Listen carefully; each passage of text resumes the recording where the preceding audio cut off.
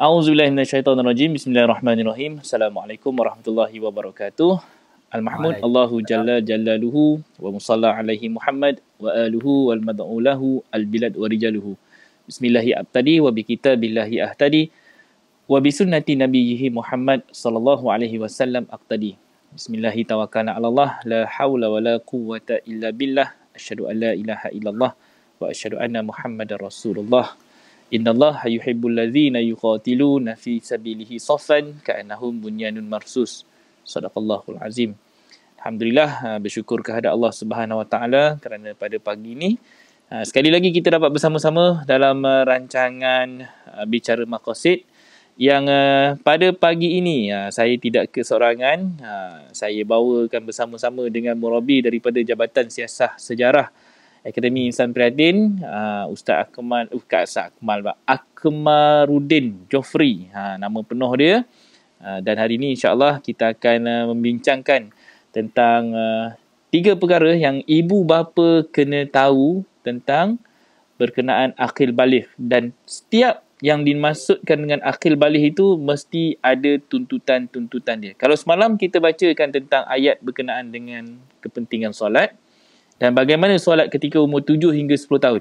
Itu fasa sebelum baligh tu, 7 hingga 10 tahun, dalam fasa pembentukan anak dari segi jati diri, visi dan misi yang nak ditanamkan, dan kita mula tekankan batas hudud untuk anak-anak mula faham bagaimana mereka nak mula membawa diri dan peranan sebagai seorang anak.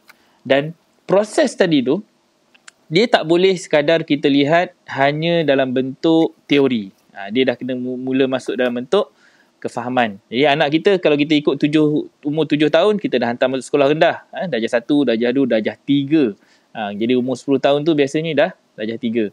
And then kita nak pemikiran anak itu selari dengan kehendak Al-Quran. So kalau Al-Quran, asbabun nuzul yang pertama diturunkan adalah surah Iqra. Iqra dia adalah tentang penggalian, pengkajian. Dia mengajar kita ni menggunakan pemikiran yang kritis. Akal kita itu bekerja untuk memproses maklumat, dan di situlah Iqra itu berjalan.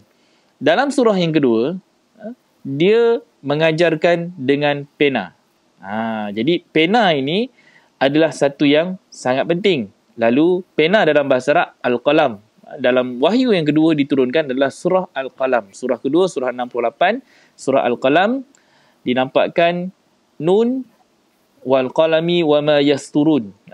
Wal qalami wa ma yasturun, demi mata pena. Nun itu cerita tentang mata pena dan apa yang mereka tulis. Jadi cerita yang Allah turunkan adalah cerita tentang penulisan. So wahyu pertama Iqra, wahyu kedua penulisan. Penulisan terkait dengan penyampaian. Apa yang kita tulis, apa yang kita luahkan daripada hati kita. Kalau orang rasa zaman-zaman dulu, zaman kita bercinta, kita tulis dalam surat. Zaman sekarang, cara kita menulis dalam WhatsApp, dalam Telegram, dalam email. Apa saja kaedah ruang media sosial. Ada yang menyampaikan melalui ruang Facebook, Twitter, Instagram.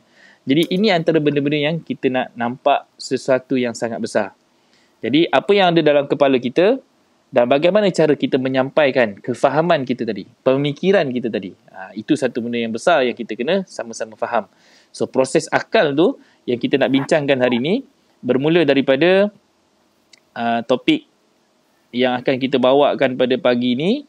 Yang pertama, kita kena kenal apa itu akil baligh. Nanti insyaAllah Ustaz Akmaruddin dia akan memberikan. Senang panggil Ustaz Akmal lah. Nak sebut Akmaruddin panjang sangat kan. Kita masa dah pendek. So kita bagi fix and precise. Short and precise, Akmal saja. Biasa memang kita panggil dia Ustaz Akmal lah kat sini. Dan sahabat-sahabat kebanyakan yang mengenali dia akan memanggil dia Ustaz Akmal juga. InsyaAllah kita tengok sebelum kita pergi jauh lah. Kita nak cerita tentang apa itu akil dan baligh. Tadi saya dah bagi sedikit sebanyak definisi dia. Macam mana kita nak nampakkan tentang peralihan konsep nuzul Quran itu sendiri adalah proses menanamkan kefahaman ilmu kepada Nabi dalam nak menyampaikan dakwah kepada baginda. Alamal insana ma lam ya'lam, mengajar manusia apa yang mereka tidak tahu. So kita kena tahu, orang yang tidak tahu ni proses pendidikan dia bagaimana. Anak-anak kita umur 7 hingga 10 tahun installation Al-Quran. So, apa yang mereka tak tahu sebelum ni? Alkitab. Mereka tak tahu tentang kitab. So, kita berikan mereka ketetapan. Alkitab itu bermaksud ketetapan. So, yang kita kenalkan kepada mereka ini adalah ketetapan daripada Allah. Itulah dipanggil rububiyah, peraturan. Peraturan yang mengatur mereka. Macam mana hendak mereka hidup di atas muka bumi ini. Kalau dalam rumah tangga kita, itulah muka bumi bagi seorang anak. Bumi seorang anak adalah rumah dia dulu. Dia keluar lahir, dia kenal rumah dia dulu. Dia kenal ibu, dia kenal bapa, kenal abang, kakak, adik dia apa semua. Di situ bermulanya peraturan rumah tangga. Batas yang dia kena kenal adalah batas halal dan haram. Tentang dosa dan pahala. Jadi semua itu adalah batas-batas yang ada di dalam Al-Quran. Rububiyah yang dia kena tahu di dalam mulkiyahnya. Mulkiyahnya mana? Dalam rumah dia sendiri. Umur 7 tahun ni tak ada dia nak keluar memimpin orang. Dia nak bawa berdakwah kepada orang. Belum lagi. Dia bermula daripada dalam rumah. So, di situlah kita nak mengajar anak kita menjadi seorang ubudiyah. Menjadi hamba. Mengabdikan diri kepada sistem dalam rumah dulu. So, ibu bapa lah yang berperanan mengenalkan batas dan sistem dalam rumah. Tengok TV, pukul berapa boleh tengok TV. Nak main, berapa lama boleh main. Barang apa yang dia boleh main. Nak makan, makanan apa yang kita nak berikan. Makanan apa yang dia boleh makan. Yang baik dan yang buruk, yang suci, yang bersih. Kita kena kenalkan daripada awal. So, ini adalah konsep-konsep yang kita nak kena tanamkan kepada anak berdasarkan alamal insan nama lam ya'lam. Dan bagaimana proses kefahaman dia? Dia mampu menyampaikan balik. Kalau kita tanya A, dia boleh jawab A. Dia boleh jawab dengan jawapan yang subjektif, dengan jawapan yang objektif. Kita mampu memiliki kefahaman. Anak-anak kita mampu menyampaikan balik. Kita soal, dia mampu jawab. Kerana apa? Soal jawab ini adalah antara ciri-ciri yang ada dalam syurga. So, apa saja yang kita buat dalam rumah kita itu, sebenarnya ia membawa kepada ciri-ciri syurga yang Allah sebut dalam Al-Quran yang kita nak hidupkan dalam rumah tangga kita sendiri. So, syurga yang kita nak capai adalah baiti jannati di dunia ini lagi. Okay? Baiti, rumahku, jannati, syurgaku. So, kalau rumah ini kita tak berjaya mencipta anak-anak syurga, anak-anak yang tak disentuh manusia, isteri yang bermata jeli, kehidupan ataupun environment, suasana, bertanya seperti mana dalam syurga, yang keluar daripada kata-kata mereka, daripada mulut mereka adalah kata-kata yang tidak sia-sia. Semua ini adalah ciri-ciri syurga yang nak kita apply untuk kita menampakkan macam mana anak kita bila kita bertanya, dia mampu menjawab balik. Itu ciri-ciri akil baligh. So, akil bermaksud akal, baligh bermaksud menyampaikan. Akil baligh, penyampaian. Akal mampu memproses ilmu, baligh mampu menyampaikan ilmu. Ini proses akil baligh. Sebab kita kena tahu syarat-syarat untuk kita menjadi seorang Islam, dia mestilah menjadi seorang yang berakal. Bab berakal ini adalah syarat nombor 1. Gila, selamat. Syurga dah untuk dia. Sebab apa? Tak ada hukum dan hakam yang boleh meletakkan hukum pada dia dan tidak ada peraturan yang boleh dipakai kepada orang yang gila. Jadi, yang boleh dipakai hukum ni, yang boleh diletakkan bebanan dan juga diberikan amanah ini adalah orang yang berakal. So, proses ini yang kita nak kena memahaminya dengan sebaik mungkin sebagai seorang ibu dan bapa. Okey? Dah nak masuk 9 minit yang pertama. Itu part saya dah tandanya dah sampai masa. Jadi terima kasih kepada yang dah pun memberikan komen-komen. Dah mula masuk. Kita ada Abang Azmi, kita ada Precious Aqsa, kita ada Kak Rohana Gani, kita ada Kak Arfa, Kak Fiza. Kita ada ni Muhammad Syarif Razali ni, jauh daripada Johor. Kemudian kita ada Kak Noliza. Kita ada Mohgerat daripada Sabah, Abang Wahidin daripada Seremban. Okey. Ni Kak Mariam daripada Surada. Kak Kamilah daripada Jerantut, Ida Yuno. Ida Yuno ni tak tahu ni lokasi dekat mana ni. Okey, apa pun jawab secara keseluruhannya, secara jamaknya. Waalaikumsalam warahmatullahi wabarakatuh. Terima kasih kerana memberikan komitmen anda kepada program Bicara Maqasid. Tolong kongsikan, sharekan, sebarluaskan kepada sahabat-sahabat, kawan-kawan kita, sama ada melalui media Facebook ataupun Telegram ataupun grup WhatsApp. InsyaAllah pada hari ini mudah-mudahan kita dapat sama-sama sebarkan satu ilmu penting berkenaan dengan akil baligh yang kita kena sama-sama fahaminya dari sudut maqasid agama itu sendiri, insyaAllah. Okey, tanpa lengahkan masa, saya hanya menjadi mukadimah pembuka majlis pada pagi ini. Jadi saya serahkan kepada Ustaz Akmal untuk memberikan sedikit sebanyak perkongsian berkenaan dengan tajuk pada hari ini. Persilakan Ustaz. Terima kasih kepada Ustaz Syauqi. Alhamdulillah. A'udzubillahi minasyaitonirrajim. Bismillahirrahmanirrahim. Assalamualaikum warahmatullahi wabarakatuh. Waalaikumsalam warahmatullahi wabarakatuh. Suara saya okey Ustaz? Boleh teruskan? Okey, suara okey. Kalau yang lain-lain tu tak dengar suara Ustaz, tolong bagi tahu nanti kita boleh double check kat mana yang tak kena. Okey, terima kasih. Mahmud Allah Jalla Jalaluhu wal musalla alaihi Muhammad wa aluhu wal mad'u lahu al bilad wa rijaluhu. Bismillahi abtadi wa bi kitabillahi ahtadi wa bi sunnati nabiyhi Muhammad sallallahu alaihi wasallam ahtadi. Bismillahi tawakkalna 'ala Allah la haula wala quwata illa billah. Asyhadu an la ilaha illallah wa asyhadu anna Muhammadar rasulullah. La taqfu ma laisa laka bihi ilmun inna sam'a wal basara wal afidah kullu ulaika kana anhu mas'ula. Surahul Azim. Okay, menyambung daripada apa yang telah disampaikan oleh Ustaz Syauqi tadi, nampakkan bagaimana kepentingan ilmu. Jadi syarat Islam itu berakal. Berakal itu, akal merupakan satu alat untuk memproses ilmu. Jadi kalau kita tidak mampu untuk memproses ilmu, kita tidak akan mampu pula untuk beramal, untuk berbuat, untuk mengerjakan perintah-perintah yang telah diberikan. Jadi satu perkara yang sangat pentinglah kalau kita bicara tentang ilmu. Jadi ayat dibacakan tadi 1736 menampakkan bahawa la taqfu ma laisa laka bihi ilmun. Janganlah kamu berbuat sesuatu tanpa ilmu. La taqfu, janganlah kamu berbuat sesuatu ma laisa laka bihi, apa yang tidak ada bagi kamu ilmu. Jadi ilmu itu satu perkara yang sangat penting. Dalam apa jua perkara, dalam bab agama, dalam bab bekerja, dalam bab berkeluarga, semua perkara itu memerlukan ilmu. Suara kena kuat sikit, Mbah. Cuba mic tu bagi rapat sikit. Okey. Okey. Memang kena pegang macam ni lah. Terpaksa lah kau pegang. Okey. Bertahan selama 1 jam Okey, kita nampakkan tadi bagaimana kepentingan ilmu dalam beragama. Jadi ilmu ini memang apabila kita mendidik anak-anak kita, kita nampakkan mereka perlu bekerja, mereka perlu menyara hidup, mereka perlu membina keluarga, semuanya kita berikan mereka ilmu. Tapi bagaimana dalam Islam ini sendiri, apabila kita mahu menjadi seorang Muslim, seorang Islam yang cemerlang, kita juga perlu pengetahuan ilmu tentang agama yang sangat banyak, yang sangat bermanfaat lah, bermanfaat. Bukan sekadar ilmu yang sangka-sangka, bukan sekadar ilmu yang kita ikut-ikut saja. Ilmu itu perlu satu ilmu yang hak, ilmu yakin, ilmu yang boleh membawa kita kepada penambahbaikan, iaitu islah dari hari ke hari.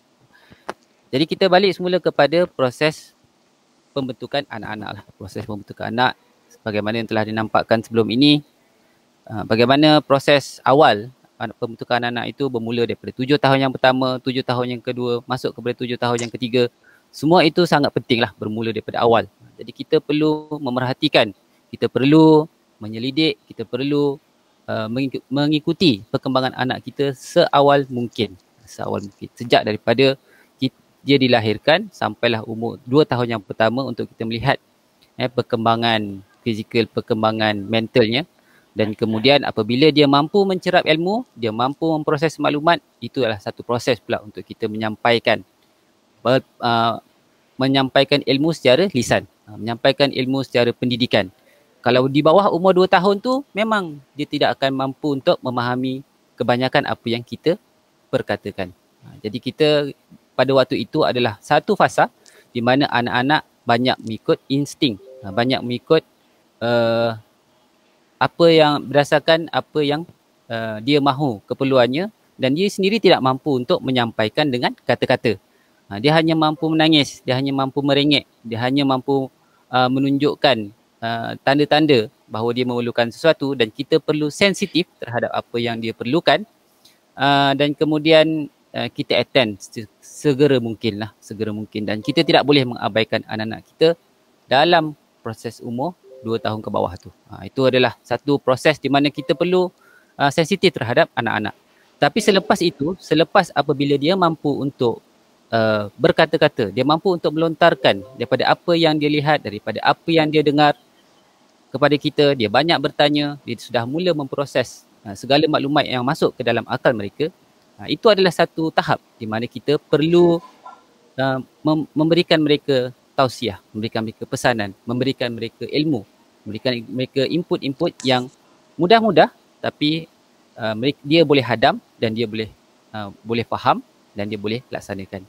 Jadi tapi apa yang selalu kita nampakkan dalam proses 7 tahun yang pertama ini, selepas sahaja dia memahami tentang apa yang kita cuba sampaikan, perkara pertama yang perlu kita attend atau perkara pertama yang perlu kita ajarkan ialah tentang akhlak dan adab. Jadi perkara-perkara ini telah diceritakan di dalam Al-Quran lah melalui kisah-kisah nabi-nabinya. Kalau dinampakkan dalam Al-Quran banyak nama-nama nabi-nabi yang telah diceritakan sebagai pelajaran untuk kita.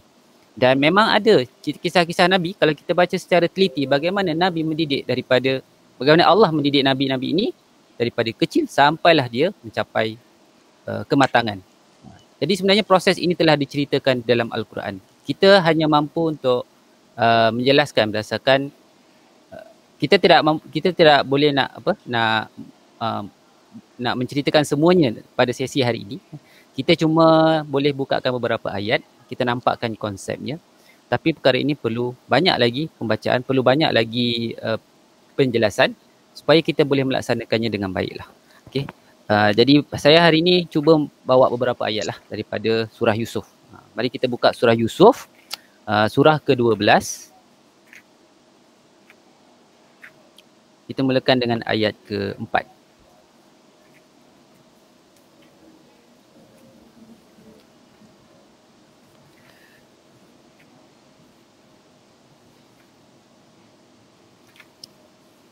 Kalau kita baca ayat ke-4 tu, ia bermula daripada proses bagaimana bermulanya Yusuf mendapat mimpi. Iz qala Yusuf li abihi, tatkala berkata Yusuf kepada bapanya, ya abati, wahai bapaku, ini sungguhnya aku ra'aitu, aku melihat ahada asyara, 11 kaukaban bintang, wasyamsa dan matahari, wal qamara dan bulan, ra'aituhum li sajidin, aku melihat mereka sujud kepadaku. Okey. Dalam ayat ini, selain daripada kisah-kisah Nabi yang kita selalu baca berkenaan tentang bagaimana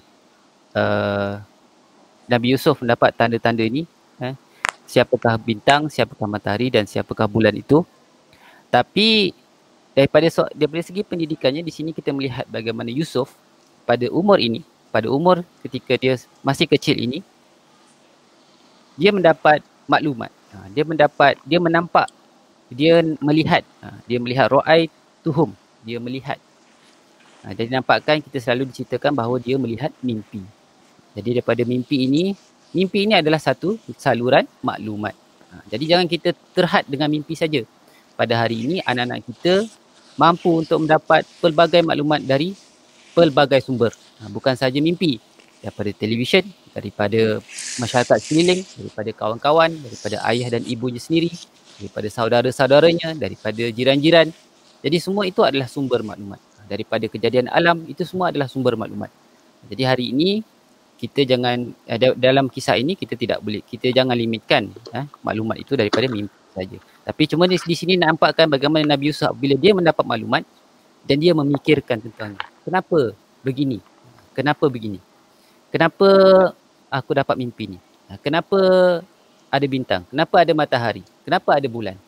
Jadi ini adalah satu tanda-tanda bagaimana seorang anak itu sudah mula memikirkan tentang apa yang dia lihat. Sehinggalah dia tercetus satu pemikiran satu keinginan untuk bertanya. Lalu dia berjumpa dengan bapanya dan bertanya. Ini juga adalah satu proses yang perlu kita perhatikan pada anak-anak kita. Apabila anak-anak kita mula bertanya, maka kita dapat satu indication bahawa akalnya sudah berjalan, akalnya sudah bergerak. Jadi bila dia sudah mula menggunakan akalnya dengan lebih giat, dengan lebih banyak, maka di sinilah satu peluang untuk kita menggembur ataupun menggalakkan dia untuk menggunakan akalnya. Jadi kita harus melayan, kita harus entertain anak-anak kita ni yang dahagakan ilmu pada tahap inilah, tahap yang sangat muda ni. Jadi kita perlukan kerap bagi mereka ilmu, kerap bagi mereka input-input yang berguna, terutamanya apa-apa yang berkaitan dengan kehidupan mereka, supaya mereka boleh menyelesaikan masalah itu walaupun semudah-mudah masalah, tapi itulah mengikut tahap mereka. Kalau cara mereka berpakaian, cara mereka makan, itu adalah masalah-masalah. Macam mana seorang anak tu apabila dia mengadu kita sesuatu perkara, kita kena attend. Kita perlu berikan tausiah, pesanan. Dan kita juga perlu berikan mereka amaran. Apa yang betul dan apa yang baik, apa yang buruk. Jadi itulah yang nampakkan Ustaz Syauqiti menampakkan bagaimana seorang anak itu perlu diajarkan untuk membezakan antara hak dan batil. Sehinggalah dia mencapai tahap mumaiz. Mumaiz itu adalah kemampuan anak-anak untuk membezakan antara hak dan batil. Okey, dan seterusnya kita ayat seterusnya. Qala ya bunayya. Dia berkata, wahai anakku. Ini balasan daripada persoalan anak tadi, daripada seorang bapa. La taksus, janganlah kamu menceritakan ru'yaka, mimpimu, ala ikhwatika, fayakidu laka kaida, kepada para saudaramu, maka mereka akan membuat tipu daya untukmu tipu daya. Inna syaitana lil insani aduwwum mubin. Sungguhnya syaitan itu terhadap manusia adalah musuh yang jelas. Jadi apa yang dipesankan oleh ayahnya Nabi Yaqub kepada Yusuf ini ialah satu perkara yang saya nampakkan tadi adalah perkara-perkara yang batil. Jadi perkara batil pun perlu dipesankan, perlu dikisahkan, perlu dijelaskan tentang apa yang dia nampak tadi. Jadi di kalangan adik-beradik, di kalangan anak-anak, mereka akan melihat perkara yang baik dan perkara yang buruk.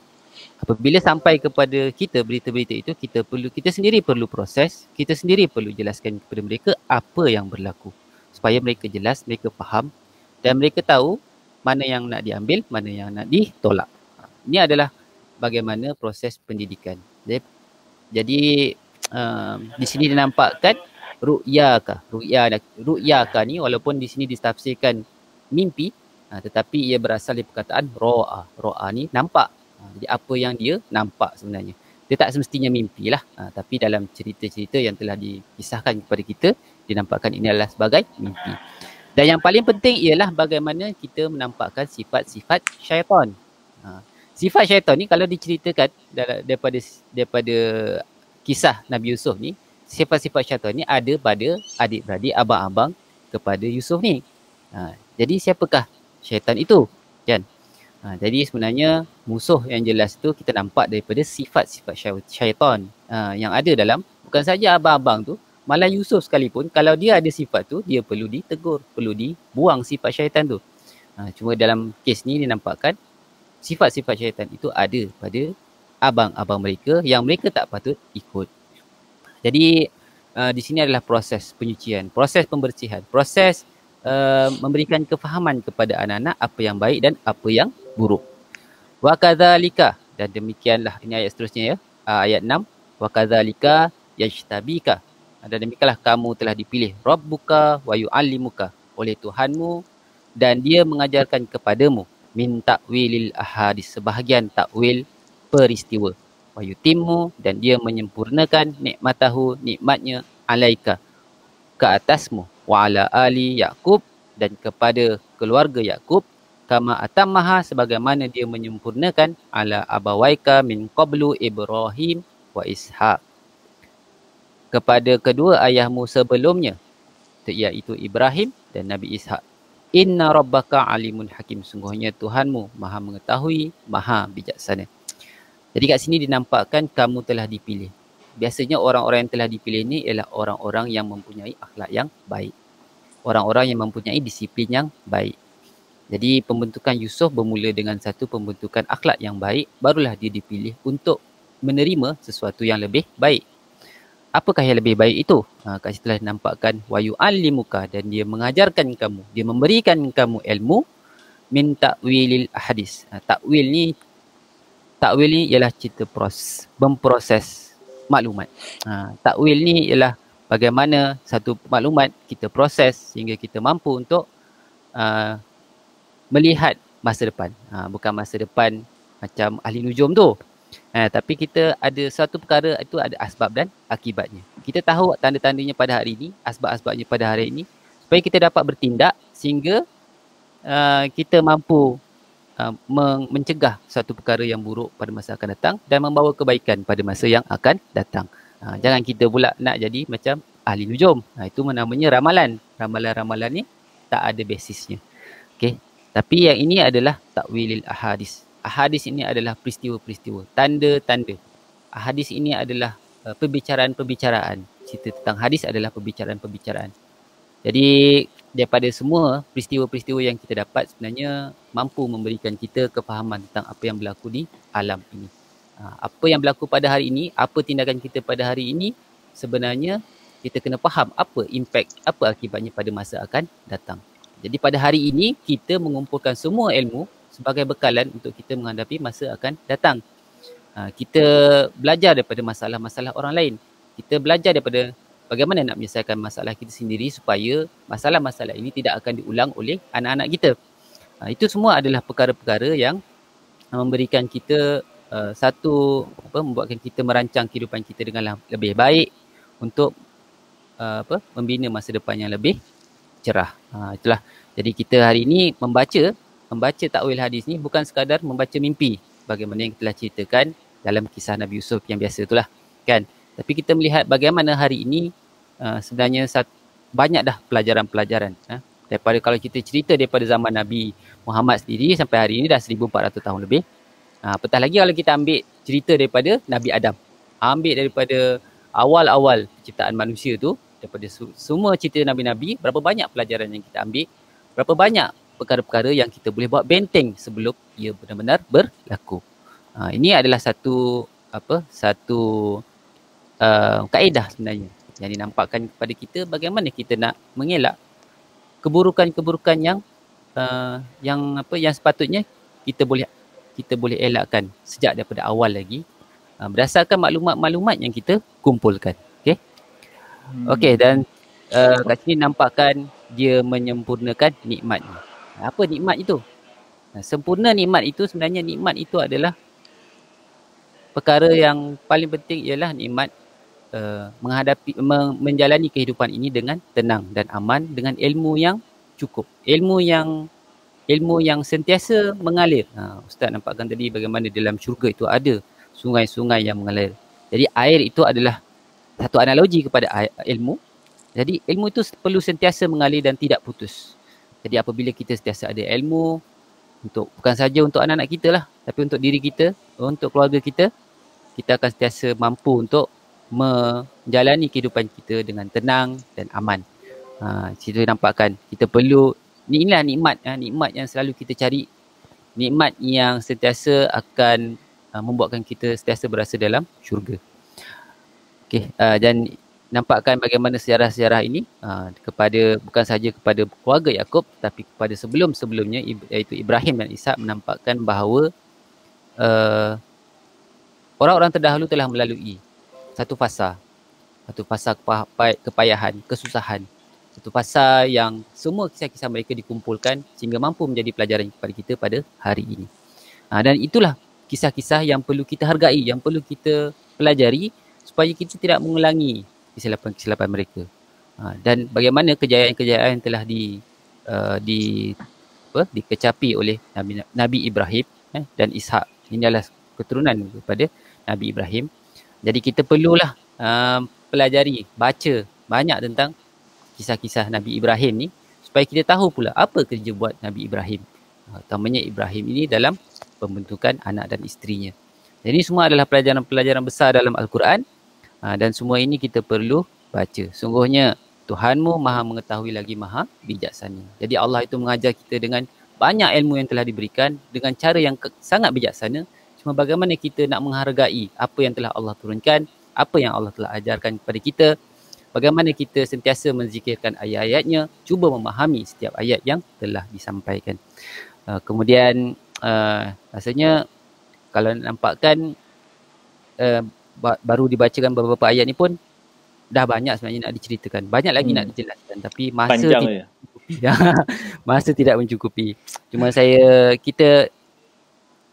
bacakan tadi bab 5 6. Kita batas balik untuk bacakan ayat 1, 2 dan 3-nya itulah. Okey, bismillahirrahmanirrahim. Alif lam ra.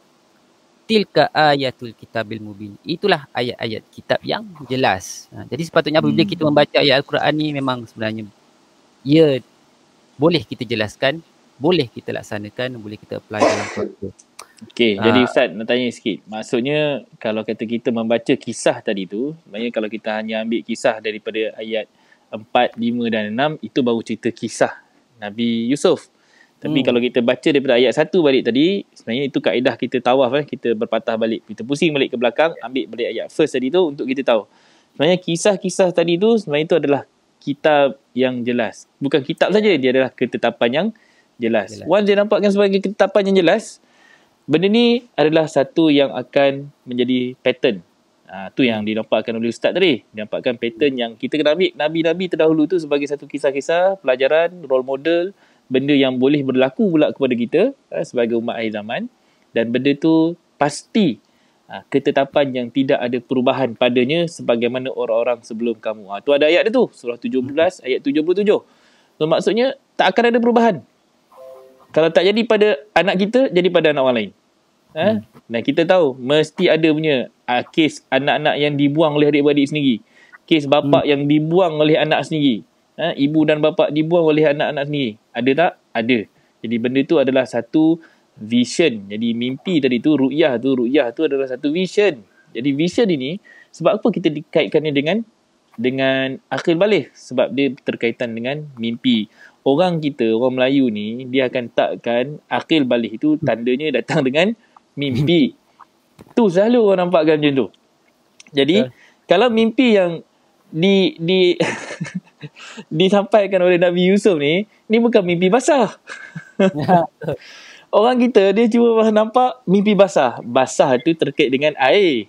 Kenapa mesti mimpi basah? Dia mesti terkait mimpi yang terkait dengan cetusan. Terkait dengan sesuatu yang mampu untuk memberikan akal kita berfikir. Jadi cetusan ini adalah satu yang datang daripada Yusuf. Jadi poin pelajaran yang kita nak ambil kat sini sebenarnya adalah macam mana kepentingan seorang anak bertanya kepada bapa. Dia bukan tanya bila nak akhir balik dia, mimpi wet dream dia baru nak tanya bapak dia. Itu benda yang terlalu simple sebagai seorang bapa nak selesaikan masalah. Ini masalah dia sangat berat, sangat besar. Macam mana satu kes ni, baca Yusuf ni, dia akan terkait dengan cerita politik, dia akan terkait dengan cerita pentadbiran, dia terkait dengan cerita parenting, dia terkait dengan cerita Al-Quran sendiri, kan? Jadi kalau kita baca macam ni, surah Yusuf ni, dia dah tak nampak macam mana kita nampak sebelum ni lagi dah. Dia akan jadi, yang ni bukan surah nak bagi baca, nak nampak anak comel, anak cantik, anak lawa, anak handsome je. Dah, kita akan roll out dah benda tu. Surah Yusuf, dia dah jadi satu surah macam mana kita nak membawa satu parenting, sampailah anak tadi tu, yang membawa mimpinya, mesejnya kepada bapa, dan bapa memberikan furqan dia, okay? Kau jangan cerita dekat adik-beradik engkau yang lain, sebab adik-beradik engkau kalau tahu je macam ni, dia akan jadi menyetan. Dia dah nampak dah perangai setan tu akan ada dekat dalam kepala anak-anak dia yang lain. So ini antara kriteria penting seorang ibu dan bapa. Macam mana dia nak memiliki satu kefahaman. Dia kenal anak setiap orang ni, perangai dia macam mana, apa yang akan berlaku, dia boleh fokus ke depan. Kalau benda ni terjadi kepada Yusuf, macam ni dia punya cause and effect. Dan dia boleh pula memberikan tips, itu dipanggil tausiah. Tausiah ini sebenarnya yang mahal. Wa tawasau bil haq wa tawasau bis sabr. Dia kena cakap juga benda ni. Dan inilah budaya dalam syurga. Budaya apa? Tanya menanya. Anak bertanyakan kepada bapa. Bapa akan berikan tausiah, berikan injection dari sudut ilmu, knowledge, supaya anak tadi mampu untuk berfikir. So akhir balik ni tidak berlaku pada Nabi Yusuf saja. Kita tengok apa yang berlaku kepada Nabi Ibrahim yang mencari agama itu daripada kecil. Nabi Muhammad, walaupun ketika umur dia berapa tahun? 4 tahun sudah dibelah dada. Kita dah buka cerita kapak sebelum ni. Ambil kapak, belahlah dada. Kita nampakkan macam mana kita nak belah dada anak-anak kita daripada seusia bawah 7 tahun. Kalau Nabi Muhammad 4 tahun, maksudnya bawah 7 tak? Bawah 7 tahun. sampai peringkat memayis, umur 7 tahun dia dah boleh membezakan yang hak dengan yang batil itu. Kita dah boleh kenalkan dia konsep-konsep hudud. Sampailah kepada umur dia, kita ceraikan, pisahkan tempat tidur. Macam mana konsep tadi tu sampai umur akhir balik. So akhir balik ni dia bukan lagi cerita tentang kita nak perkenalkan nama-nama lagi dah.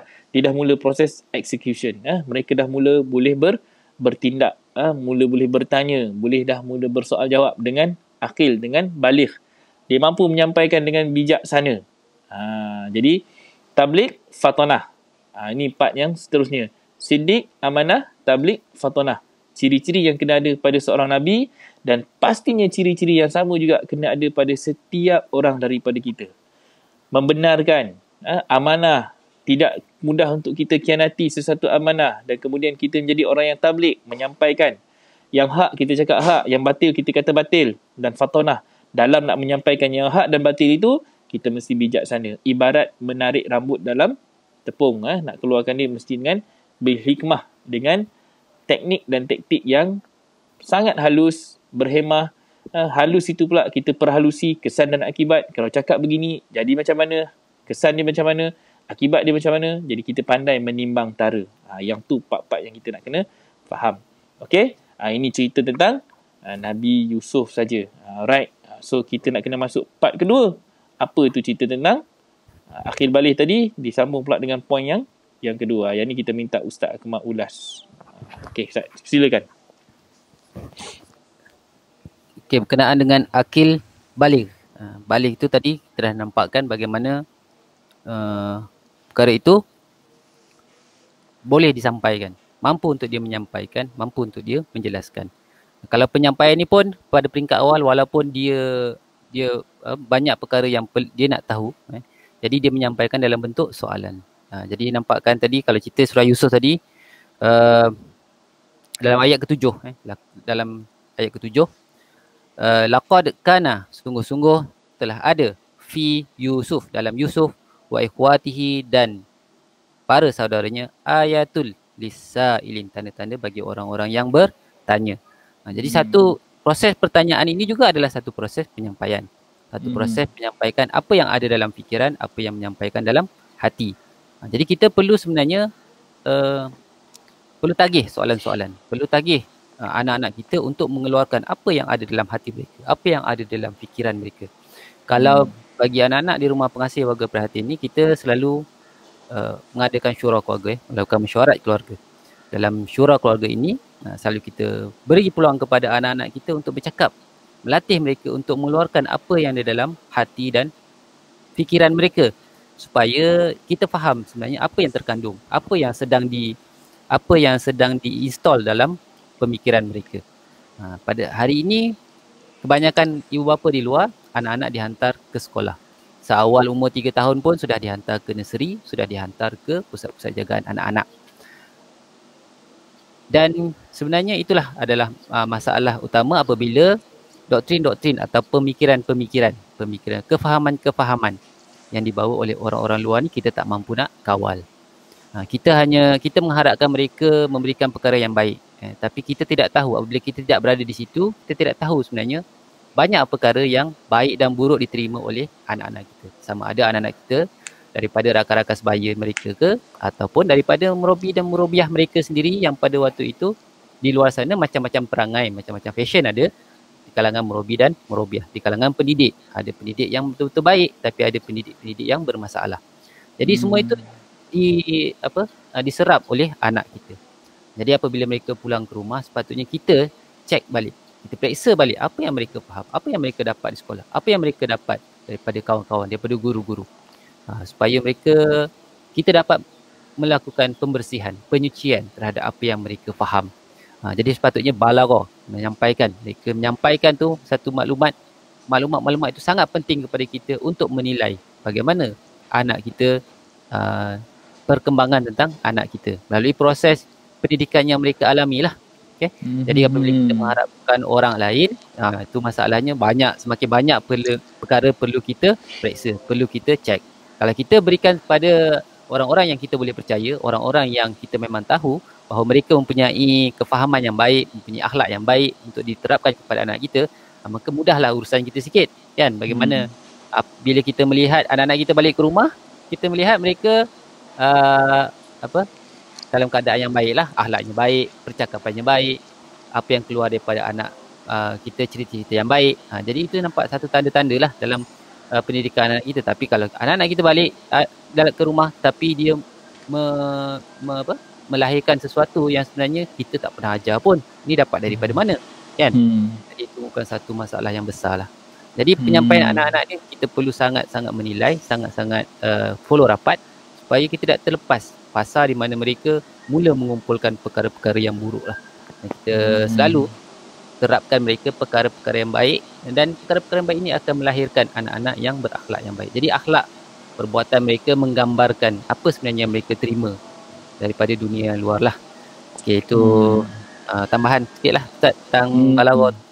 Okay, kalau tambah tu, kalau saya pun nak tambah jugalah sikit, sebab bila Ustaz Akbar nampakkan tadi tu tentang sedikit sebanyak kita kena check and balance balik apa yang anak-anak kita absorb daripada luar. So kena faham, anak ni proses dia masih fragile. Antara between dia nak mencapai usia kematangan akhir balik ni, dia sedang mencarap apa saja informasi yang ada sekeliling dia. Tadi Ustaz nampakkan alam itu adalah dia punya sumber maklumat dia.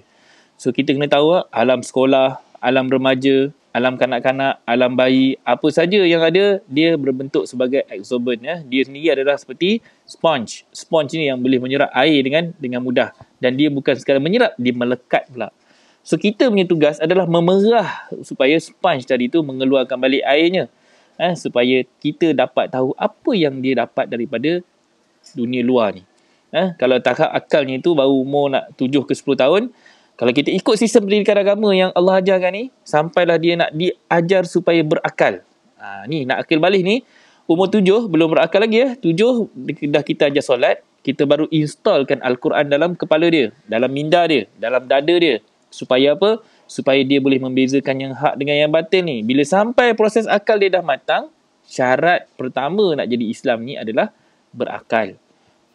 Apa-apa pun ibadah, syarat ibadah, nak kahwin mesti berakal, puasa mesti berakal, nak pergi haji mesti berakal, nak bayar zakat mesti berakal. Semuanya mesti syarat nak buat ibadahnya, mesti syaratnya berakal. Kalau tidak ada akal, kita tak boleh nak letakkan hukum ibadah kepada seseorang. Kita tak boleh nak bagi dia satu, orang kata, tanggungjawab. Kita tak boleh nak bagi dia amanah. Sebab apa? Sebab dia tidak berakal. Itu pentingnya akhir balik. That's why kita dalam nak buat sesuatu perkara, kita kena tentukan dulu tahap pemikiran dan level akal seseorang itu. Baru kita boleh bagi sesuai dengan kemampuan dia mencerap amanah ataupun perintah yang diberikan. Kalau tidak, dia akan jadi masalah kepada kita. Kita yang akan jadi orang yang zalim. Meletakkan sesuatu bukan pada tempatnya. Meletakkan orang bukan pada tempat dia. Itu kena tahu ni. That's why anak-anak kita kena kenal. Ada anak yang ada kalanya dia ada penyakit Down syndrome apa semua. Takkan kita nak bagi anak yang Down syndrome ni amanah yang sama seperti anak yang berakal, anak yang sempurna, akal yang sihat. Dia ada beza yang kita nak kena faham dekat situ. Tapi dari segi biologi, anak yang Down syndrome tadi tu dia tetap akan akil balik tak? Tetap akil balik dari sudut biologi. Dari sudut badan, tubuh badan dia tetap membesar. Dia tetap akan, kalau perempuan tetap akan datang haid. Yang lelaki tetap akan keluar mani. Itu hanya dari sudut biologi. Tapi dari segi kematangan akal berbeza. That's why kita kena tahu macam mana kita nak meletakkan sesuatu hukum. Tapi kalau contoh anak Down syndrome, so anak dekat prihatin ni salah seorangnya anak Down syndrome. Tapi walaupun dia bukan yang mampu untuk sempurna seperti yang anak-anak biasa, bagaimana kami di prihatin walaupun dia anak Down syndrome tetapi kita installkan kepada dia Al-Quran. Maksudnya sampai hari ni umur dia dah dewasa, dia masih lagi mampu untuk menyampaikan. Ini yang penting. Dia boleh cakap ayat Quran ini, ayat ini. Kita buat apa? Perintahnya macam mana? Apa semua. Itu kaedah. Ya, nak nampakkan walaupun anak itu anak yang dari segi sifatnya tidak sesempurna anak yang sihat, tetapi dari segi cerapan akal dia kita mampu lagi install Al-Quran itu. Ini proses pendidikan yang kita kena kenal. Jadi Al-Quran tidak ada masalah. Dia boleh pergi kepada siapa saja. Yang buta baik, yang bisu baik, yang pekak baik, semua. Al-Quran boleh tak kita install? Boleh. Sebab Al-Quran dia ada way of life. Macam mana kita nak bawa agama ini dalam kehidupan harian. Prinsipnya, Al-Quran yang kita baca kan, tak semestinya kita kena bacakan dalam bahasa Arab, barulah kita nak kata itu Al-Quran. Tak. Quran adalah kaedah macam mana kita nak ikra', memahami dan mengkaji mesej-mesej Allah tadi untuk kita apply di dalam tanggungjawab beragama. Ni, Al-Quran itu apa? Hudan, Bainat, Furqan. Ingat balik kelas-kelas ataupun program kita episod-episod sebelum ni. Al-Quran itu adalah Hudan, Bainat dan Furqan. So, proses kita memberi Al-Quran kepada anak-anak kita daripada umur 7 hingga 10 tahun dengan kenalkan mereka tu solat. Semalam kita cerita tentang kenalkan solat kepada anak-anak umur 7 hingga 10 tahun. Why? Sebab perintah solat itu di dalamnya adalah tentang membaca Al-Quran. So, anak-anak sebelum dia melaksanakan Quran, dia kena faham dulu apa intipati Al-Quran. Akal dia mesti boleh proses. Mulut dia boleh menyampaikan. Dadanya itu ada Al-Quran yang menjadi prinsip dan perlembagaan hidup dia. So, proses inilah yang penting untuk kita sampaikan kepada anak-anak kita dan didik mereka. Why? Kerana anak-anak kita, ibu bapanya mesti satu faham. Sekarang ni, kalau ikut cerita Ustaz Kumar tadi, anak-anak kita ni, bila dia keluar ke sekolah, dia pergi ke pengasuh, dia pergi tempat lain, anak-anak kita akan membawa pulang fahaman. So, sebagai parents, kita dah ada satu standard rules and regulation yang kita pegang, boundaries and limitation yang kita pegang, prinsip yang kita bawa adalah Al-Quran. So, kita balik, kena check balik dengan anak-anak kita. Dia dapat ini, adakah selari dengan Al-Quran? Adakah sesuai dengan prinsip agama? Adakah agama Al-Quran ini boleh kita jadikan dia sebagai satu kertas litmus. Untuk apa? Untuk memeriksa apa yang dibawa pulang oleh anak-anak kita, cetusan yang mereka bawa pulang, air yang mereka bawa pulang ni, adakah sesuai untuk mereka minum, sesuai tak untuk mereka gunakan dalam sebagai prinsip ataupun maklumat yang mereka nak kena simpan sebagai ilmu yang berguna dan bermanfaat. Saya yakin kebanyakan kita daripada ibu bapa yang sibuk dengan urusan-urusan kerja, urusan-urusan dan tugasan dan tanggungjawab yang terlalu banyak, kadang-kala kita terlepas pandang. Sampai anak-anak kita pun, kita lupa macam mana kita nak mendidik mereka dengan kaedah yang betul. So, kita kadang-kadang forgo benda ni.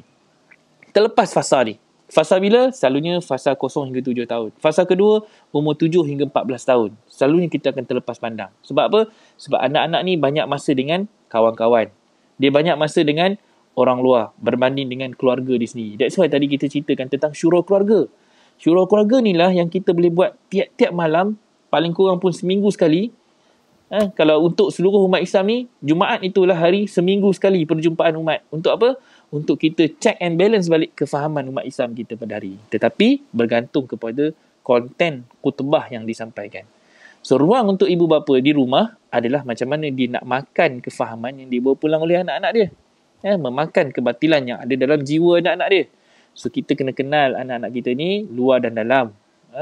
So, sifat cemburu seorang ibu dan bapa ni kena ada. Kena cemburu kalau anak lebih banyak masa dekat luar berbanding dengan di rumah. Cemburu lebih banyak bercerita. Ni cerita tadi ni. Kan? Bercerita dengan orang lain berbanding cerita dengan kita.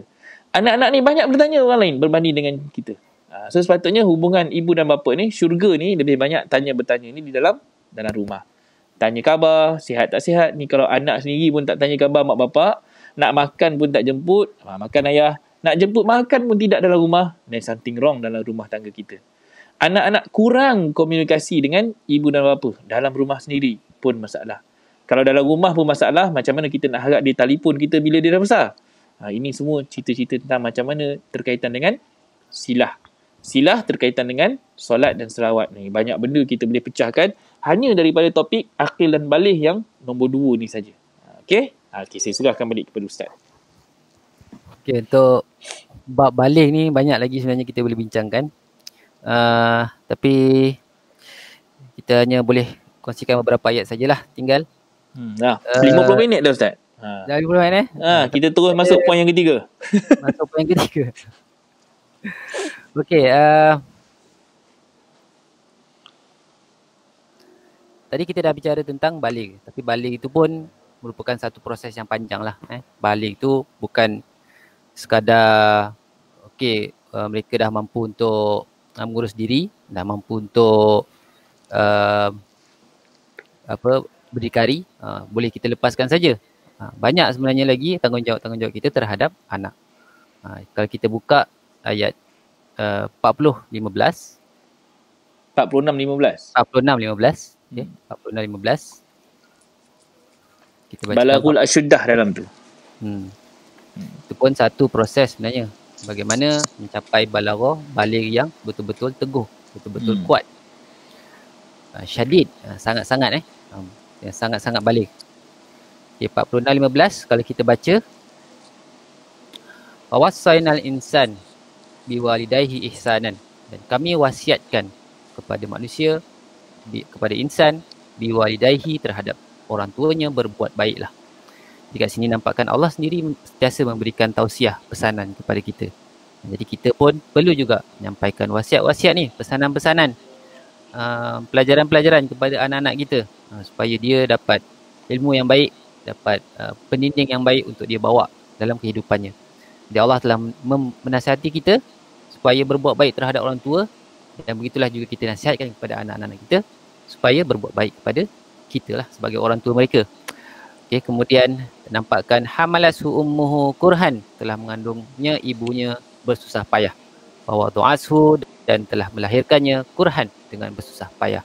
Wa hamluhu wa fisaluhu 30 syahran, dan mengandungkannya dan menceraikan susunya dalam tempoh 30 bulan.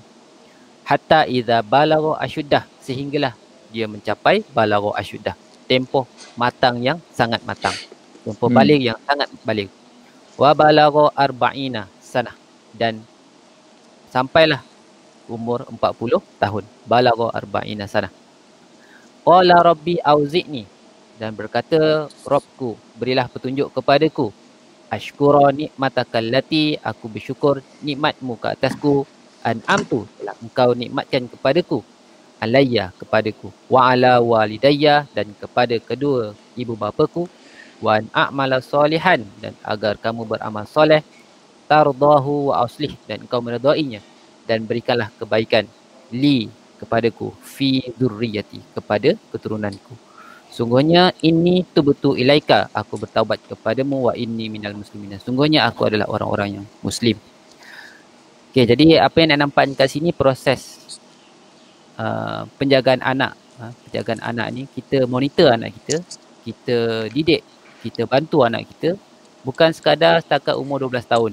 Kalau kebanyakan anak kita ni 13 tahun dah hantar ke asrama. Daripada kat situ dah berlaku pemutusan masa yang amat panjang untuk mereka berada di luar, dan masa yang sangat sikit untuk bersama kita di rumah. Itu saja, kita seolah-olah kita telah membiarkan mereka. Walaupun sekali-sekala kita boleh beri tausiah, tapi tausiah tu terputus-putus lah. Tausiah tu pun kalau dia kontak kita, kalau dia communicate dengan kita, kalau kita terputus langsung komunikasi dengan mereka, mereka akan buat mereka akan pilih hala tuju masing-masing, buat cara mereka, bagaimana mereka faham, sehingga kita terlepas kawalan kepada mereka. Tapi dinampakkan sini tanggungjawab ibu bapa sebenarnya sampai mendidik mereka sampai umur 40 tahun. Maknanya nak sampai selepas balagha asyuddah, walaupun kita dah nampak dia mempunyai kekuatan daripada segi ilmu, daripada segi fizikal, daripada segi kemampuan bekerja, daripada segi disiplin dan etikanya, tapi itu pun masih lagi perlu dibimbing. Perlu dibimbing kerana mereka akan melalui balagha asyuddah ni selepas dia mendapat ilmu dan kebiasaan. Inilah waktu mereka belajar sebenarnya bagaimana nak menjalani kehidupan ni secara sendiri, secara berdikari. Baru nak belajar, belum lagi bijak lagi, belum lagi pandai belajar, belum lagi pandai lagi kan. Jadi kat sini satu proses yang panjang lah sehingga umurnya 40 tahun. Jadi kita perlu membimbing, menjaga ikatan antara seorang ibu bapa dan anak ni hingga umur dia 40 tahun. Kita perlu ajarkan anak-anak kita, perlu ingatkan bahawa ayah dan ibu akan menasihatkan kamu, akan menjaga kamu, akan membimbing kamu sehingga umur 40 tahun. Lepas umur 40 tahun tu, mungkin waktu tu kita dah terlalu tua sangatlah. Memang kita pun dah tak mampu. Kita hanya mampu melihat dia, melayari kehidupan dia, sama ada dalam keadaan baik ataupun buruk.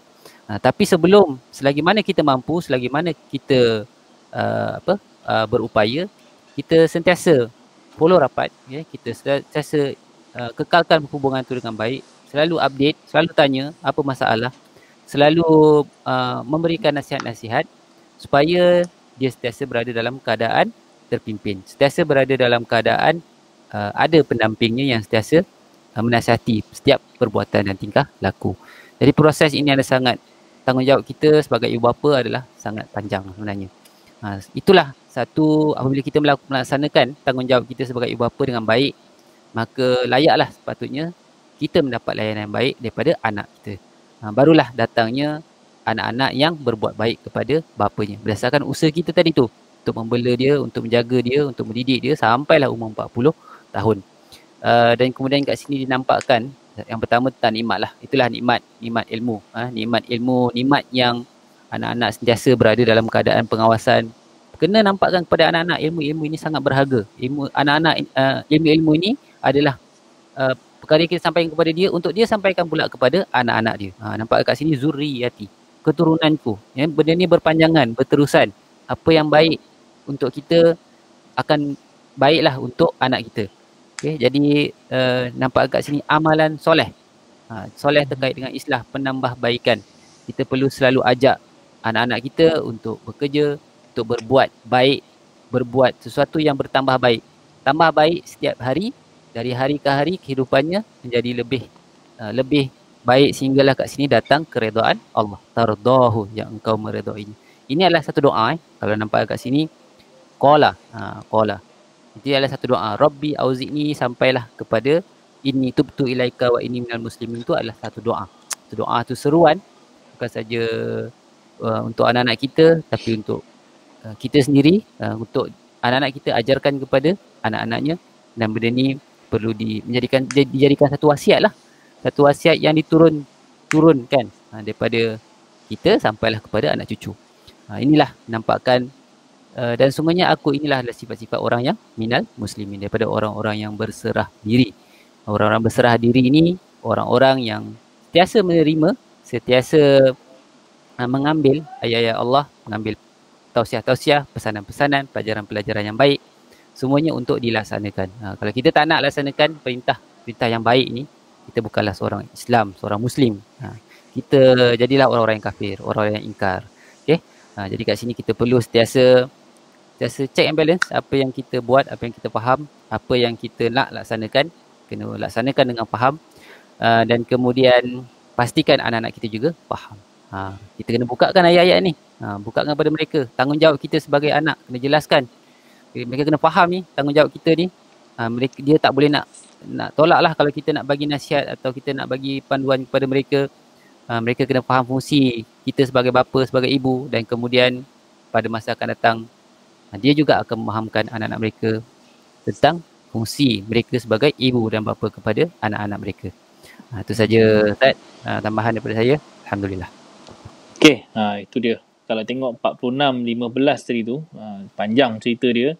Rasanya dah beberapa kali dah kita buka 46-15 ni supaya kita tahu tentang proses kejadian dan juga penciptaan seorang anak. Kalau kita buka saja Quran, kita tengok cerita tentang penciptaan anak ni, kita kena buka banyak ayat-ayat yang lain. Surah 90 contohnya, wa walidi wa ma walad contohnya. Bagaimana cerita untuk kita nampakkan kisah anak dengan bapa. Surah Al-Balad. Tak banyak dia, ayat dia dalam 20 ayat saja, tapi 20 ayat itu sangat-sangat penting untuk kita kenal jalan yang mendaki dan sukar, macam mana kita nak membebaskan perbudakan, nak membebaskan diri dari perhambaan. Bab itu saja banyak benda yang kita kena clarify dengan anak-anak kita. Adakah kita ini menjadi seorang hamba kepada kerja, menjadi hamba kepada manusia, hamba kepada duit, hamba kepada harta, hamba kepada tahta, hamba kepada politik, hamba kepada apa saja environment luar tu yang hari-hari sebenarnya banyak mempengaruhi sikap dan sifat seorang ibu dan bapa. Kesan dan akibatnya turun kepada anak-anak. That's why anak-anak ni kita kena bijak dalam mendidik mereka dengan memberikan kematangan yang seawal usia yang muda. Tambah pula hari ni. Hari ni cabaran dia dah tak sama. Kita nampak kadang-kadang kita bagi anak-anak kita main game untuk menjadikan mereka cepat matang. Kita nampak anak kita boleh cakap bahasa Inggeris. Itu adalah satu tanda kematangan. Kita nampak anak-anak kita boleh baca paper, newspaper, boleh buka internet, boleh buka YouTube, boleh guna gadget dengan bijaksana. Kita rasa itulah kepandaian yang mereka pegang. Tapi kita faham itu semua adalah artificial intelligence. Artificial intelligence ni adalah benda yang kadang-kadang kita nampak dia cerdik, hanya dalam permukaan. Tapi bila sentuh tentang agama, dia lost. then something wrong dengan kita. Kita nampak dari segi duniawi, mereka ini mungkin ke depan. Tetapi dari segi visi dan misi agama, mereka sangat ke belakang. Anak-anak yang cerdik dari sudut akademik, tetapi mereka sangat mundur dari sudut akhlak. So, benda-benda ni kita kena faham. Agama tidak lain dan tidak bukan melalui Al-Quran adalah untuk mencipta akhlak manusia, mencipta akhlak insan, mencipta seorang hamba yang berakhlak dengan agama. So, part tu masing-masing kena tahu ni. Ini adalah tanggungjawab seorang ibu dan bapa. Macam mana nak melahirkan anak-anak yang mempunyai balagul asyuddah sehingga mereka sampai satu capai usia yang sangat-sangat mereka dah boleh stand alone. Tu kalau ikut dalam tu 40 tahun tu usia anak tadi. Dinampakkan kalau 40 tahun anak tu dah kahwin, anak tu dah jadi seorang ibu, dah jadi seorang bapa, kita pula menjadi seorang datuk dan nenek. Pangkat dah berubah. Status kita dah berubah. Tapi tetap daripada seorang datuk dan nenek, itulah yang kita panggil agama nenek moyang. Sebab apa?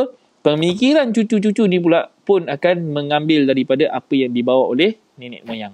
So kalau nenek moyangnya ada Al-Quran, bapaknya pun ada Al-Quran, anak dia ada Al-Quran tak? Pasti akan membawa satu jalan yang lurus. Itulah satu faham yang kita nak tekan daripada usia yang muda. Kefahaman yang sama. Semuanya membawa kefahaman Al-Quran. Dia tak adalah nanti mak bapaknya imam, maknya ustazah, bapaknya imam, anak cloud pergi akhlak dia. Why? Kerana iman tidak boleh diwarisi. Benda ni kita dah bincangkan sebelum ni. Tapi ilmu boleh diwarisi tak? Ilmu masih lagi boleh diwarisi. Al-Quran kita boleh warisikan kepada anak-anak kita tak? Boleh. Jangan ambil seketul Quran tu bagi ke anak. Lepas tu masa dia nak nikah nanti, Al-Quran tu bagi lagi. Tahu, lepas tu ada yang kata pula, ni Al-Quran yang abah guna dulu waktu akad nikah mak engkau tu. Ni Al-Quran yang sama. Bagi ke anak, perturunkan Quran yang sama. Buat apa? Hantaran kahwin. Tak jadi barang macam tu. Dia mesti Quran yang di dada. Quran yang datang dalam bentuk kefahaman. Yang kita wariskan kepada anak kita. Yang kita didik daripada kecil. Yang kita kenalkan daripada awal usia 7 tahun. Dan anak, insyaAllah, bukan seorang. Maksudnya, anak yang sulung dah melepasi fasa yang pertama, anak kedua pun kita didik dengan konsep yang sama. So, dia akan bawa tak acuan tu, abang dan adik, satu faham. Bawa kepada adik-adik beradik yang lain pula, bawa acuan yang sama juga. So, semuanya membawa satu fahaman yang sama. Semua ini akan jadi satu ati'ullah wa ati'ur rasul wa ulil amri minkum. Amri minkum ni orang-orang yang membawa perintah. Orang-orang yang membawa satu amanah yang sama dengan kita. So, kita nak kalau boleh, biarlah kita didik anak-anak kita sampai mereka ni mencapai usia yang cukup-cukup matang untuk jadi orang yang akil balik. So, cek balik kita semua ni. Mak dan bapak ni. Ni kita. Jangan tengok orang lain. Jangan tengok anak kita lagi. Tengok kita ni sendiri. Adakah kita mencapai akil balik yang agama nak? Agama kehendaki. Allah kehendaki. Atau kita masih lagi seorang budak yang masih lagi tidak mampu untuk menyampaikan yang hak. Dengan anak sendiri pun kita tak boleh tegur. Dengan isteri sendiri pun kita tak boleh nak tegur. Dengan kawan-kawan, adik-beradik, ahli keluarga kita pun kita masih belum mampu untuk menegur ni. Balik menyampaikan dengan fatonah. Dengan hak, dengan bijaksana. Menyampaikan dengan penuh kesabaran. Wa tawasau bil haq wa tawasau bis sabr. Kalau kita tak buat benda tu, Allah kata apa? Wal asri innal insana lafi khusr. Jadilah kita ni orang yang rugi. Kita tidak menjalankan amanah dan tanggungjawab agama. Kita mungkin berjaya dari segi duniawi, kita jadi orang yang besar, orang yang berpangkat, orang yang berstatus, orang yang kaya, orang yang berduit. Tapi dari sudut visi dan misi agama, kita kosong. Allah tidak memandang kita sebagai orang yang mampu berkhidmat untuk agama dia. Tapi kita hanya dikudakan oleh manusia lain di atas muka bumi ini mengikut acuan dan sistem yang dah didesain oleh orang lain, oleh manusia, dan kita nah sebahagian daripada hamba-hamba dunia yang dicipta oleh tangan-tangan manusia. Termasuk anak-anak kita sendiri.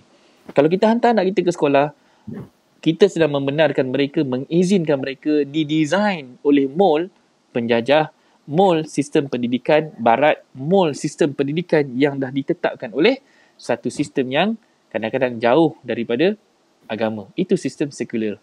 Bila sistem sekular, maka anak-anak kita cuma belajar untuk sijil, belajar untuk pangkat, belajar untuk kerja. Semua mengejar kerjaya. Tetapi agama hanya jadi sebahagian saja pendidikan yang kita masukkan dalam itu, hanyalah satu sukatan pelajaran. Disukat tak? Namanya pun sukatan. Lalu disukat-sukat.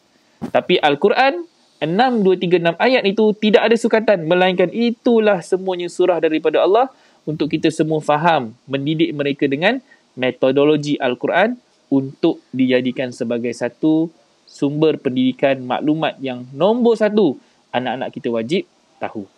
Itu part penting yang kita kena nampakkan. So Balaghul Hulum ni ada disebut dalam surah 40, bukan surah 24, surah An-Nur ayat 58 dan 59. Nanti kalau rajin buka itu, kita akan jumpa istilah Balaghul Hulum. Anak-anak yang tidak mencapai kematangan mimpi ni, dia tak sampai mimpi lagi, dia belum dinampakkan baligh lagi. Tapi dalam 59 ayat itu dinampakkan apabila sampai balagha, umurnya kepada al-hulum, dinampakkan Balaghul Hulum. Bila dah sampai usia dia nampak visi dan misi. So hulum tu mimpi. So kita nak kena install kepada anak-anak kita ni.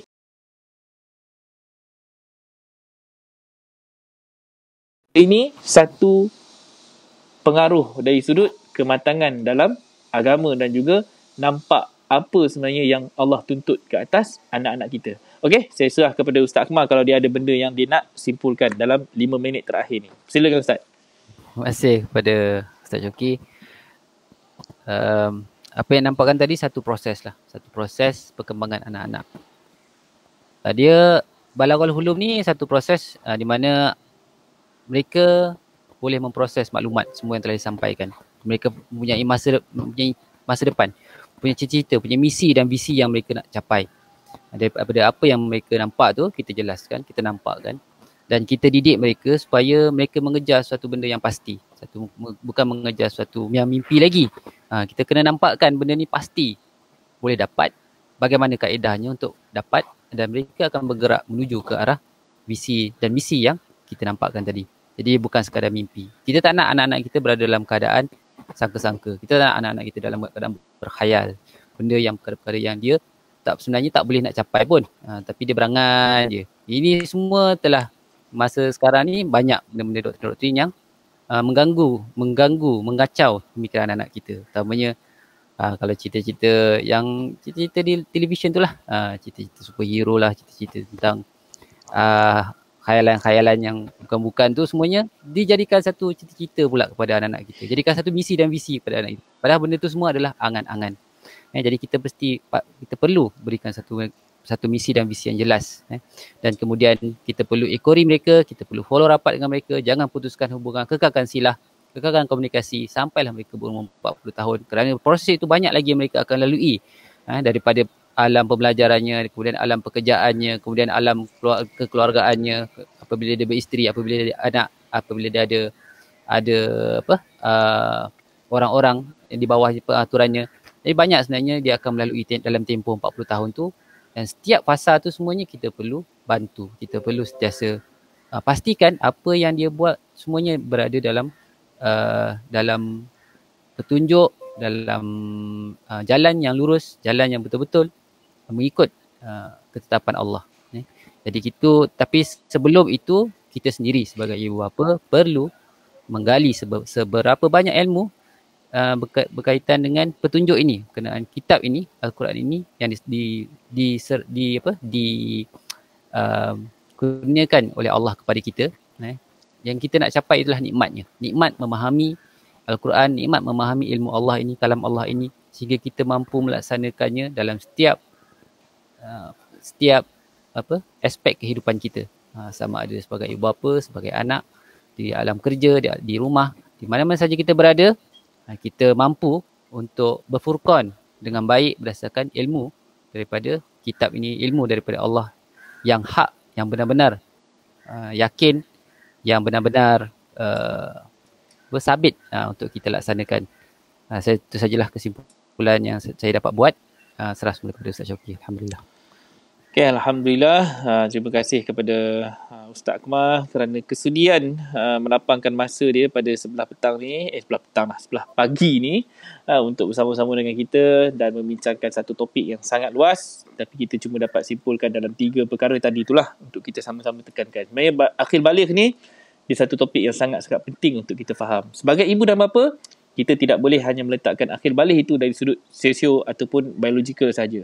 Kita mesti memahami mereka ni, anak-anak kita membesar dan mereka memerlukan satu kunci yang akan membawa mereka menjadi manusia yang berguna, ataupun kalau kita gagal terapkan benda ni, mereka berguna juga tetapi pada sistem manusia. Dia tak berguna untuk dari sudut agama. Dia mungkin tidak mampu berfungsi. Berguna ni berfungsi lah. Berfungsi dalam urusan agama. Tapi dia berfungsi dalam urusan duniawi. Dia boleh jadi anak yang bijak, tapi bijaknya itu disalurkan kepada kerjaya semata-mata. Dia boleh jadi anak yang pandai, tetapi dari segi akademik semata-mata, dia mampu jadi seorang anak yang berjaya, kaya, raya, bertahta, berharta. Tapi dari sudut pelaksanaan agama, dia mungkin kita nampak mereka jauh daripada kehendak Al-Quran.